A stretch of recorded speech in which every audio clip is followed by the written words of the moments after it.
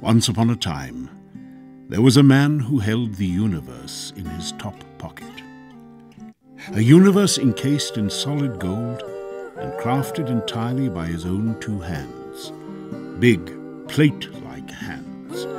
Hands that were engineered to rebore the engine of his beloved Bentley rather than crafting beautiful, intricate timepieces.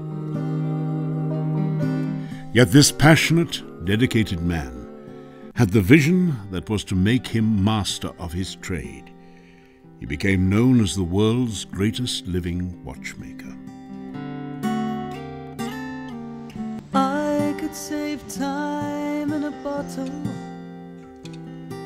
The first thing that I'd like to do.